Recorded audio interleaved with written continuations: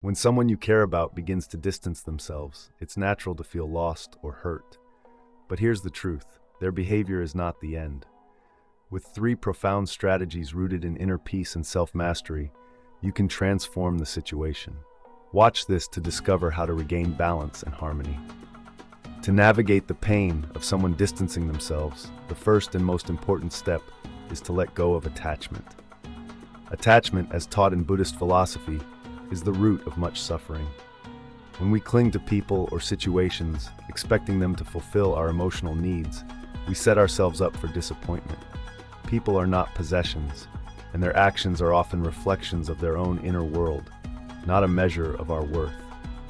So, when someone starts to pull away, resist the urge to chase them. Instead, pause and recognize that their distance does not define your value. Imagine holding water in your hand. The tighter you grip, the more it slips through your fingers. This is the nature of attachment. It creates pressure that often drives people further away. By letting go, you allow both yourself and the other person the space to breathe. This doesn't mean you stop caring. It means you stop controlling. Practice mindfulness to release this attachment. Sit quietly with your breath, observing your thoughts without judgment. When thoughts of this person arise, acknowledge them, then gently bring your focus back to the present moment. Repeat to yourself, "I release what is not meant for me. I am complete within myself." Over time, this practice transforms the pain of longing into the peace of acceptance. Now move to the second step, returning to yourself. When someone you care about pulls away, it's easy to feel like your world is shrinking. The time and energy you once shared with them now feel like empty spaces. But these spaces are not voids to be filled by their return. They are opportunities to rediscover yourself. Ask yourself, what made you happy before they came into your life?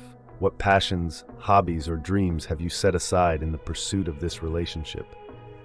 The answer lies in these questions. Reconnect with the things that light up your soul. Maybe you once loved painting but haven't picked up a brush in years. Perhaps you enjoyed long walks in nature or found solace in journaling. These activities are not just distractions. They are ways to nurture your spirit and rebuild your sense of self. Dedicate time each day to doing something that brings you joy. This practice not only heals the parts of you that feel neglected, but also reignites your inner spark. And here's the truth. When you focus on your passions, you naturally become more magnetic. People are drawn to those who are alive with their own purpose and joy. But this step isn't just about hobbies. It's about a shift in perspective. See yourself as whole and complete, not someone waiting to be validated by another. This mindset shift is incredibly powerful. When you stop seeking approval from others and start seeking alignment with your own values, you radiate confidence and peace. The third step is to radiate love without expectation. This is perhaps the most challenging yet the most transformative. When someone distances themselves, it's natural to feel resentment, hurt, or even anger. But holding on to these emotions only deepens your suffering. Instead, channel your energy into practicing metta or loving kindness. Begin by sitting quietly and visualizing the person who has distanced themselves. Picture them surrounded by light and warmth and silently repeat, "May you be happy. May you be peaceful. May you find clarity." This practice isn't about bringing them back into your life. It's about freeing your heart from the chains of bitterness. By sending love without expectation, you reclaim your power. You shift from a place of neediness to one of abundance. This doesn't mean tolerating mistreatment or ignoring your own boundaries. Loving kindness is not about self-sacrifice. It's about releasing the emotional burden of anger and sadness. And as you extend love outward, don't forget to turn it inward. Repeat the same blessings for yourself. May I be happy. May I be peaceful. May I find clarity. Over time, this practice fosters emotional resilience. You learn to hold space for both love and loss without letting either consume you. And paradoxically, as you let go of the need for someone's attention, they often begin to notice your calm and grounded energy. These steps, letting go of attachment, reconnecting with yourself, and radiating love, work in harmony to transform not only your relationships, but your entire approach to life. When someone distances themselves, it's a signal to turn inward, to rediscover the depth of your own inner world. In the process of letting go, you regain your power. You stop waiting for validation and start living authentically. This authenticity is magnetic because it's rare. In a world where so many people seek fulfillment outside of themselves, those who find peace within stand out. Think about the energy you give off when you're truly at ease, when you're not chasing, not clinging, not trying to control the outcome. It's light, it's open, and it's inviting. People are drawn to this energy because it feels safe and genuine. They sense that you're not seeking to take from them, but are simply offering your presence. Another important aspect of this journey is understanding that love is not about quantity, but quality. When we pour all our energy into someone else, neglecting our own needs, we lose the balance that makes relationships thrive.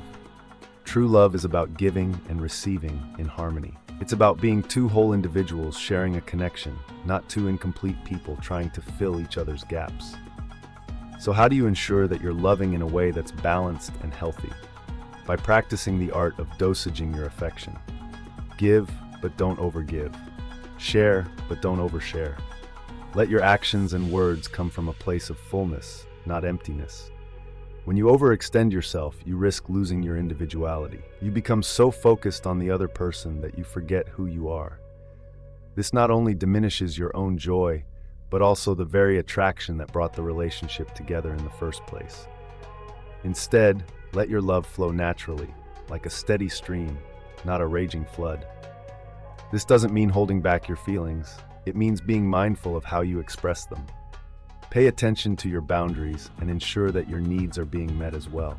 As you embrace these practices, you may notice a profound shift in your relationships. Those who truly value you will gravitate toward your calm, balanced energy, and those who don't will naturally fade away, leaving space for connections that align with your highest self. Ultimately, the journey is not about making someone stay. It's about learning to thrive, whether they do or not. It's about cultivating an inner peace that cannot be shaken by external circumstances. When someone distances themselves, see it as a lesson in self-mastery. Use the time to reflect, to grow, and to deepen your connection with yourself. Trust that everything happens for a reason, and that every experience, even the painful ones, holds a gift. In the end, life is about flow. Relationships, like rivers, will sometimes converge and sometimes diverge. Your job is not to fight the current, but to move with it, trusting that the journey will take you exactly where you need to be.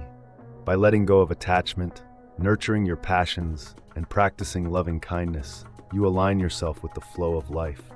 You become a beacon of peace and strength, a magnet for the love and connections that are truly meant for you. And as you walk this path, remember, the love you seek begins within. You are already complete. You are already enough. Through these three practices, you not only navigate the pain of someone distancing themselves, but also transform it into a powerful catalyst for growth and self-discovery.